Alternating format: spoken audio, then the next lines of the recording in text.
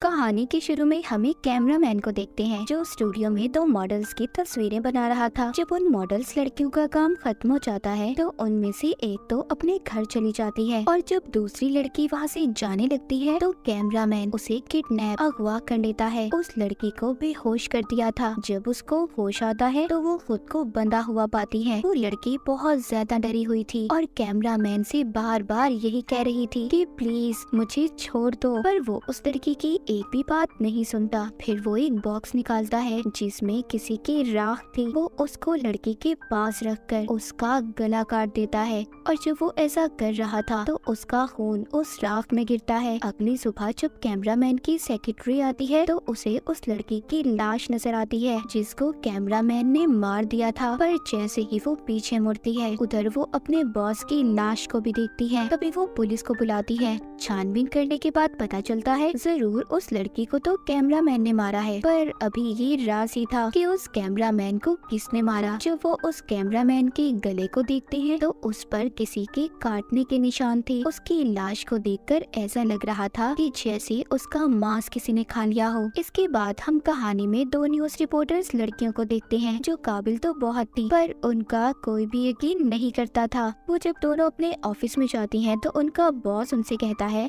कि इस केस के बारे में पता करें कि आखिर उस कैमरामैन की मौत कैसे हुई, उसे इतनी बेदर्दी से किसने मारा। अब वो दोनों एक लैब की लड़की से मिलती हैं। वो उसको होटल में खाना खिलाती है और इस केस के बारे में पूछती है। वो लड़की उन दोनों रिपोर्टर्स को बताती है कि उस कैमरामैन ने तो लड़की को मारा है। हमें उसके घर से कुछ मोमबत्तियां मिली। उन्हें देखकर ऐसा लग रहा था कि जैसे वहाँ पर कोई रिचुअल, कोई जादू हुआ हो और कैमरामैन की गर्दन पर किसी के दांतों के निशान थे कि जैसे किसी ने उसके गले को चबा कर खाया हो। ये दोनों जब ये सुनती हैं तो काफी परेशान हो जाती हैं और सोचने लगती हैं कि ऐसा आदमखोर कौन हो सकता है जो इंसानों को ऐसे खौफनाक तरीके से खा रहा हो। इसके बाद हमें सैंड्रा नाम की एक लड़की दिखाई जाती है जो योगा करके अपनी गाड़ी की तरफ जा रही थी। जैसे ही वो अपनी गाड़ी में बैठने लगती है तो कुछ लोग आकर उसकी गाड़ी को चुरा कर ले जाने वाले थे, पर तभी जो वो गाड़ी को चुरा कर भाग रहे थे तो पहले ही सैंड्रा की गाड़ी में कोई मौजूद था जो उनको काफी बुरी तरह मारता है और फिर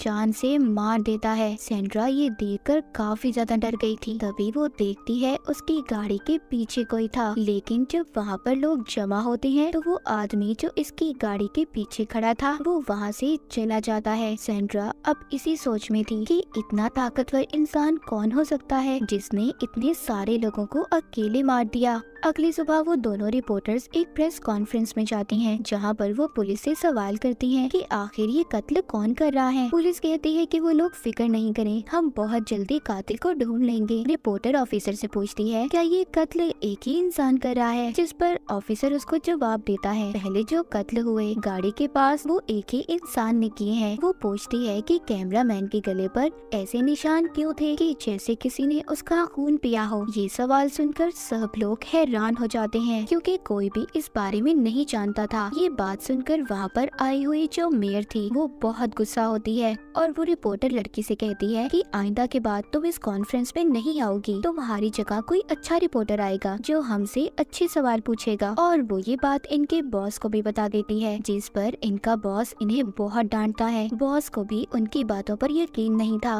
वो पूछते हैं कि आखिर तुम्हें ये खबरें देता कौन है। वो कहती है हमारे खास लोग जो पुलिस में शामिल हैं। जब ये दोनों अपने घर पर थी ये सोचती है कि क्यों ना हम अपने अकाउंट पर कुछ पोस्ट करें इन सब कत्लों के बारे में, क्या पता हमें कुछ पता चल जाए।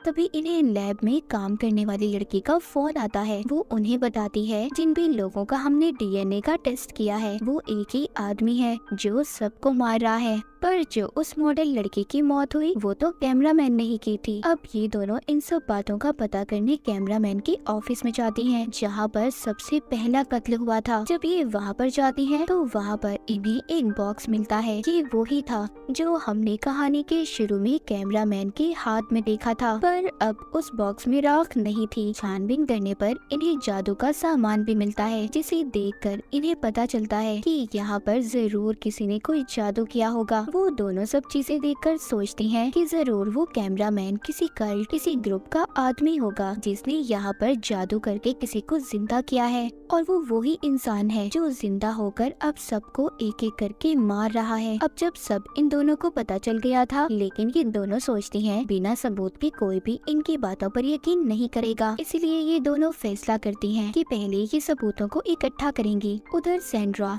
जो कि उस हादसे के बाद हॉस्पिटल में थी, उसका भाई भी वहाँ पर आता है। सेंड्रा का भाई पुलिस ऑफिसर से पूछता है क्या यहाँ पर कोई खतरा तो नहीं है। ऑफिसर कहता है फिक्र नहीं करो, तुम्हारी बहन यहाँ पर महफूज है। फिर वो जब अपनी बहन से मिलता है, सेंड्रा उसे बताती है उस रात मैंने एक आदमी को देखा था जो बहुत खतरनाक था, और मुझे लगता है कि वो मुझे भी नहीं छोड़ेगा, मुझे भी मार डालेगा। सेंड्रा ये बात कर ही रही थी, तभी वहाँ पर वो आदमी आ जाता है जो सेंड्रा को मारने के लिए आया था। उधर सेंड्रा का भाई उसे एक क्रॉस लॉकेट देता है, कहता है इसे पहन लो, गॉड पर यकीन रखो, तुम्हें कुछ नहीं होगा। पर वो अब अंदर आ चुका था जो एक गार्ड को मार रहा था। ये देखकर एक पुलिस ऑफिसर उस पर गोली चलाती है, और गोली की आवाज सुनकर और भी पुलिस वाले वहाँ पर आ गए थे, लेकिन वो आदमी उस ऑफिसर को मारकर उसका खून पीने लगा था। इसके बाद वो सेंड्रा के पास जाता है उसे मारने के लिए, तभी वो उसके गले में जब क्रॉस वाला लॉकेट देखता है तो डर जाता है और भागने लगता है। ऑफिसर भी वहाँ पर आ गया था जो सेंड्रा को बचाकर उसे घर भेज देते हैं, और यहाँ पर हमें पता चलता है कि वो आदमी कोई आम इंसान नहीं था,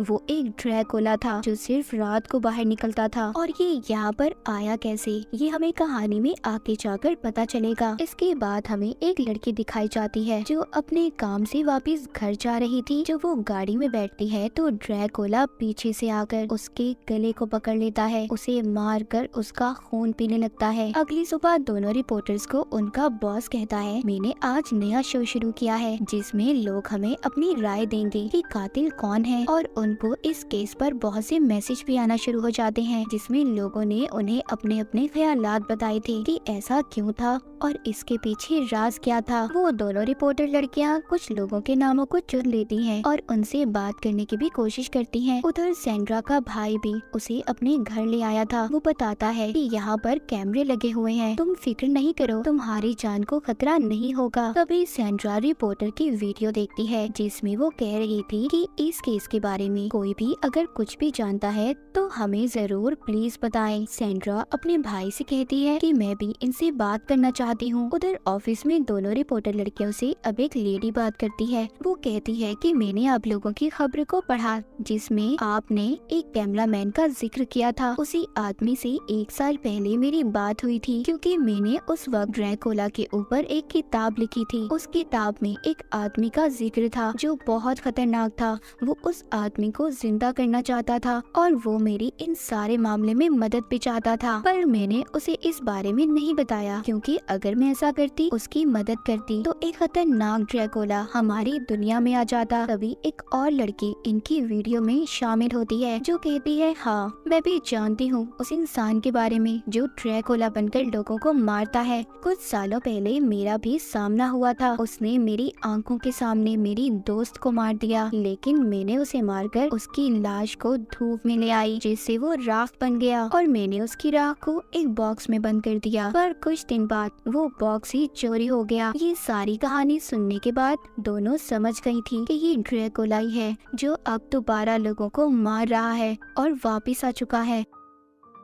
जब ये दोनों घर जा रही थी तो तभी इन्हें सेंड्रा की कॉल आती है जो इनको सब बताती है जो सब उसने अपनी आंखों से देखा था। सेंड्रा की बातें सुनकर तो दोनों को पक्का यकीन हो गया था कि ये ड्रैकुला ही है। जिधर सेंड्रा रुकी हुई थी उधर वो ड्रैकुला आ गया था। वो वहाँ पर आकर सेंड्रा के दोस्तों को मार रहा था। सेंड्रा वीडियो कॉल के जरिए दोनों रिपोर्टर लड़कियों को दिखाती है कि वहाँ पर सब क्या हो रहा था। वो दोनों जब ये देखती हैं कि ड्रैकुला कैसे इंसानों को मार रहा है तो वो भी बहुत ज्यादा डर जाती हैं। तभी सेंड्रा का भाई आ जाता है जो उसको वहाँ से ले जाने आया था, लेकिन वो ड्रैकुला वहाँ पर भी आकर सेंड्रा के भाई को मार देता है और फिर सेंड्रा को उसने इनको भी वीडियो कॉल पर देख लिया था। जब ये उसकी शक्ल देखती हैं तो दोनों बहुत ज्यादा डर जाती हैं। वो जाकर सारी बातें पुलिस ऑफिसर को बताती हैं तो वो कहता है तुमने क्या मशहूर होने के लिए ये कहानी बनाई है, अगर ऐसा है तो प्लीज ऐसा मत करो, बहुत फजूल कहानी है तुम्हारी। वो जान चुकी थी कि बिना सबूत के कोई भी इन पर यकीन नहीं करेगा। वो सोचती है कि दिन के वक्त वो ड्रैकुला आखिर रहता कहाँ होगा। वो उसके लिए हथियार भी बनाती हैं ताकि ये उसका सामना कर सके। एक दिन इन्हें एक आदमी का फोन आता है जो इनकी मदद करना चाहता था। वो अब इन दोनों को अपने ऑफिस में बुलाता है। ये पूछती है कि आखिर उन्होंने यहाँ पर क्यों बुलाया है। वो आदमी बताता है कि हमारी डीलर कंपनी है,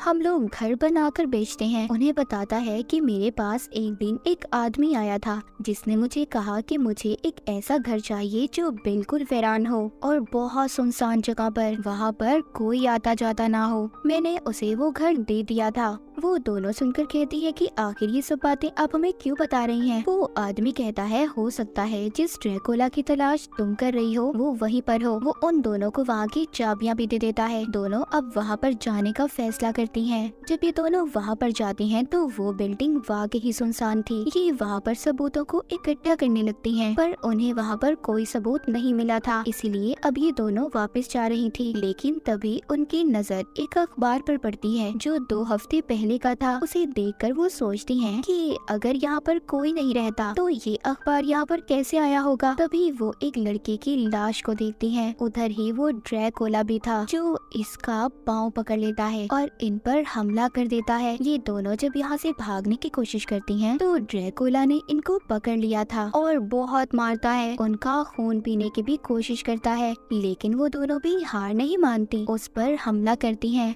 ड्रैकुला एक रिपोर्टर को तो बहुत मारता है और उसे बेहोश भी कर देता है और दूसरे रिपोर्टर का खून पीने के लिए उसकी तरफ बढ़ रहा था, पर वो भागकर सूरज की रोशनी में आ गई थी। इसके बाद ड्रैकुला दोबारा से उसकी तरफ जाता है जो बेहोश थी, पर अब उस लड़की को भी होश आ गया था और वो एक लकड़ी उठाकर ड्रैकुला को मार देती है जिससे वो बेहोश हो गया था। ये दोनों खींचकर उसे सूरज की रोशनी में ले आई थी जिससे वो दोबारा राख में बदल गया था। इसके बाद हम कुछ दिन बाद की कहानी को देखते हैं। दोनों रिपोर्टर्स बहुत ज्यादा जख्मी थी। कोई भी इनकी बातों पर यकीन नहीं कर रहा था कि इन्होंने एक ड्रैकुला को मार दिया। इसीलिए ये दोनों अभी फैसला करती हैं कि ये दोनों प्रेस को छोड़ देंगी और शादी करके कहीं दूर रहने लगती हैं। कहानी के आखिर में हम एक छोटी बच्ची को देखते हैं जो एक लेडी को ड्रैकुला की राख एक जार में दे रही थी। हम देखते हैं उसके नाखून बहुत बड़े थे जैसे कि वो भी ड्रैकुला हो। तो जैसे उस कैमरामैन ने इस राख के अंदर लड़की का खून डालकर इसे जिंदा किया था, मगर ड्रैकुला ने निकलते ही